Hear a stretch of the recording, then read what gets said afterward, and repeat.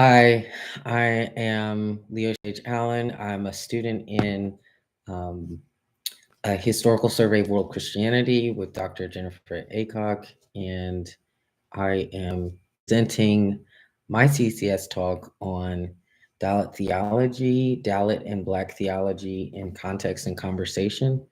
And I've taken the title of this talk from um, a poem that's written by El Jayachitra from this book, which has been one of my best friends, Dalit Theology in the 21st Century, Discordant Views, Voices, Discerning Pathways. And I'm going to read that poem for you now. And the title of the poem is Jesus is an Ahmedkar, Dalit Icons. Jesus sees the crowd of Dalits and has mercy on them. See, these my children are like sheep without shepherd. They are crushed and scattered.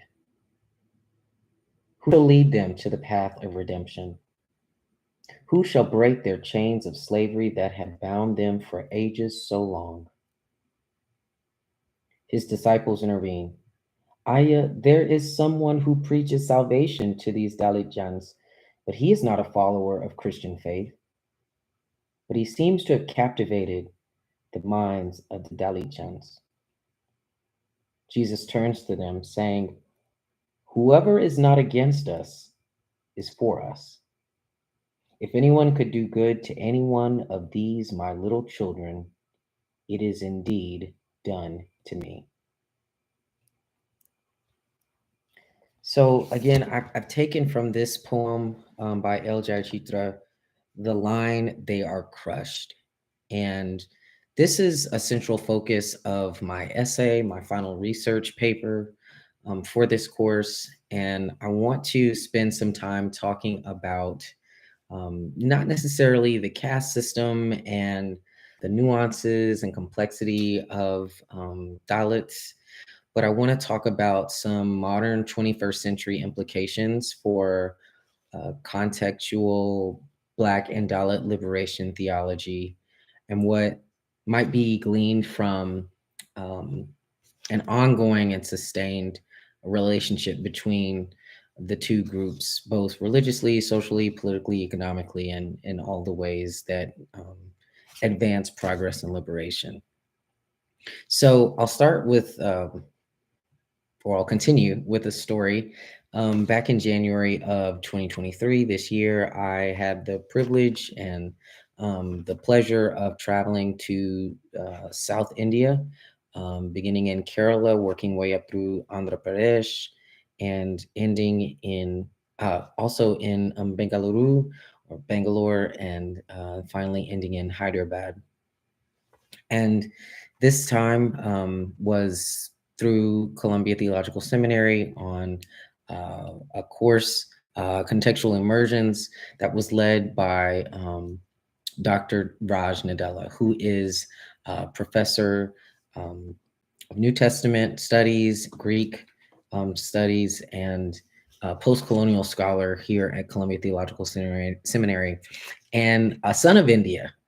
He grew up um, in Andhra Pradesh, and specifically Tamil Nadu, and has traveled extensively with student groups to and from the United States. And this was really what I feel like is a once in a lifetime trip. Um, but I very much intend to make it back to India, particularly Bengaluru, um, as many times as I can, and hopefully one day to bring some people along with me on the journey. Um, so Dr. Nadella, one of my favorite professors, and I were talking throughout the trip um, about all of the interesting, fascinating, and really puzzling uh, dynamics between Indian Christians and Indian Christian theology, where the symbols and the language that's used are sometimes in conflict and contradictory to one another. Um, it reminded me a little bit of my experience growing up in the Black Baptist Church in the United States, where um, the church is religiously conservative, for the most part, but politically liberal for the most part. Um, I think Reverend Dr. Monica Coleman has talked about this as a sort of polarity or bipolarity within the Black church. Um, but I digress. So in South India, there were numerous experiences of visiting churches that are members of the Church of South India. Um, those churches that were historically funded by missionaries from the Baptist and Methodist, Lutheran, Episcopalian traditions, almost all of them. Pentecostal church, touched uh, South India at some point. Um, but those are also like sustained congregations with some loose ties to those major denominations, even still today. And in those churches, there was imagery and the iconography was overtly and overwhelmingly white. And I think the idea is that white imagery, a white Jesus, a white Mary, white Joseph, white um, allusions to God and Creator are seen as being pure and holy and the most respectful way of honoring the Christian faith through art. Um, I knew that I might see some of this, but I was really taken aback at how dramatic and um, frequently this imagery, particularly of Jesus, was portrayed. Um, I'll pause in a minute to share a photo so that you can get a glimpse of what I am talking about. But um, there was so much happening in these photos. Bleeding Jesus, baby Jesus, Jesus in Mary's arms, and the very white, kind of ivory, marble, stone, canvas, whatever material or media were being used, they were portraying Jesus and the Triune God and the Holy Family as white. Um, so I put that here, and then I want to move to talk a little bit about an experience that Dr. Nadella and I had in the airport trying to make our way to Hyderabad. It was the last leg of our journey. We were trying to leave Bengaluru, and we had quite the time. For one of my classmates had unfortunately placed a battery item in their luggage that the airport security noticed, pulled out, and separated from the group. We didn't know who the bag belonged to. Um, and so we determined that it was best to try and track down the bag and work with airport security, quite literally running back and forth through this beautiful airport, but this huge, large airport to get to the bottom of what was happening. Long story short, um, Dr. Nadella made the decision that the group should go ahead, and I decided to stay with Dr. Nadella to try to figure this out. And it's really important that I did because I recognized the bag just by one item, the lock that was on the suitcase. Um, there was obviously language differences, trying to understand like why this was an issue. And then Dr. Nadella and I had to rebook our flight, missed that flight in addition to the one that we'd already missed, where the majority of the group went ahead of us. And so we had a lot of time in the airport to ourselves, recounting just the experience of being dark skinned people in India in an airport. Um, and almost all of my classmates, my colleagues on this trip who had gone ahead were white Americans. Um, Dr. Nadella being an Indian and myself being a Black American, both of us living in America, we realized very quickly that our proximity to whiteness, um, and that might be explicitly, American whiteness, but our proximity to whiteness really was a factor in the way in which we were treated and perceived, and the way in which we experienced um, that particular part of India, but I had been noticing it throughout the trip. And so he and I had some really intimate conversations about what it means for Black Americans to be in India, and the safety and security and the privileges that come with being perceived as American and being perceived as someone with value and with worth, simply because of the fact that we had traveled 99% of the time with our white counterparts. When it comes to Dalit and Black theology, there are many nuances. There's a lot of dynamics that I could talk about.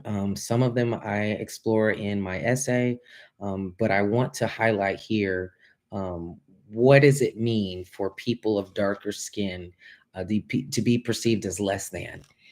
Explicitly within the Dalit context, and Dalit theology is the understanding that Jesus and God are Dalit, that Jesus, having lived a life being ostracized and oppressed, murdered by the state, brown-skinned Palestinian, Afro-Semitic Palestinian, living in a time where his own people um, essentially set him up. Now, obviously, as Christians, we understand that the setup was a part of the divine plan, but needless to say, it doesn't discount the fact that here we have a really um, substantive, a really palpable image and example of what it might mean to be Dalit.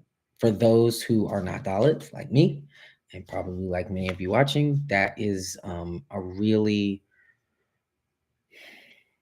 difficult pill to swallow. Um, but it's important, I think, to recognize that word Dalit, meaning broken or crushed or oppressed, um, what it means for Jesus to be identified as Dalit, right? The same way that Dalit theologians like B.R. Ambedkar, excuse me, in the same way that Dalit Dalit politicians and activists and even theologians like Ambedkar um, promoted Dalit liberation through understanding their own worth and not being less than, not being subhuman or even non-human, is similar to the way in which James Cone talks about in a Black theology of liberation, Black people being uh, able to identify with a Black Jesus or Black Christ. Now, there are womanist theologians and Dalit theologians, women in India, who would argue for the the distinction between a Black Jesus versus a Black Christ, but there's not enough time to get into that now.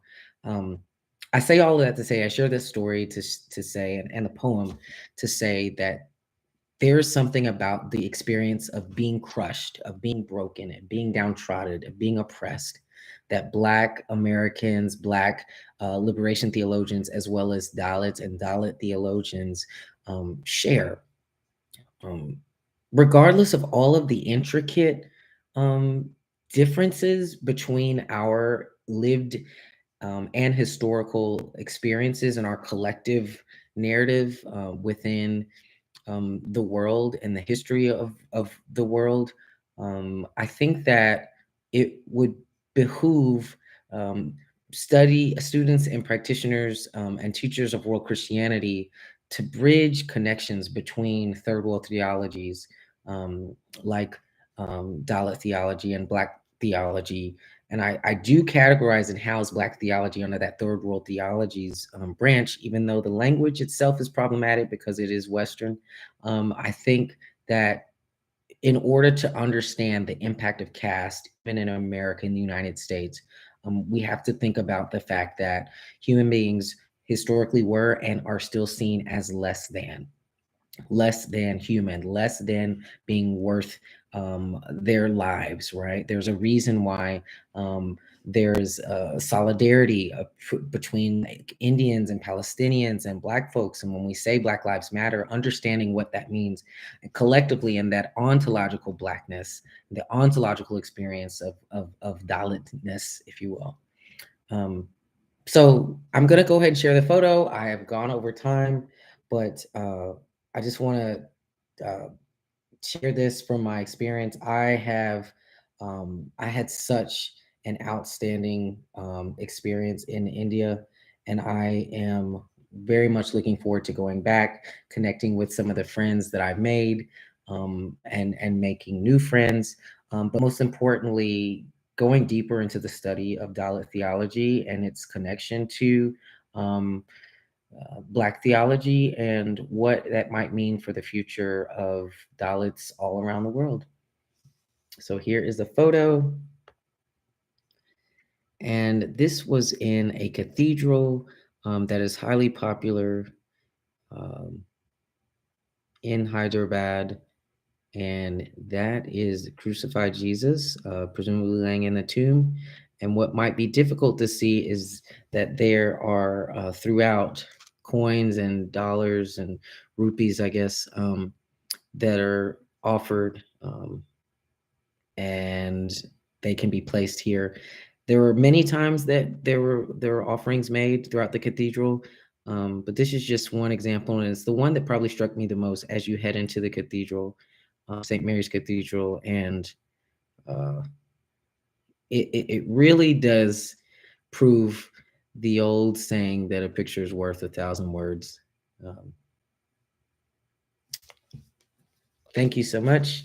This has been my CTS talk, and I hope that students of Dalit theology, Black theology, might take seriously the idea that together we may be broken, we may be crushed, but we are certainly not finished with the work that God has called us to do.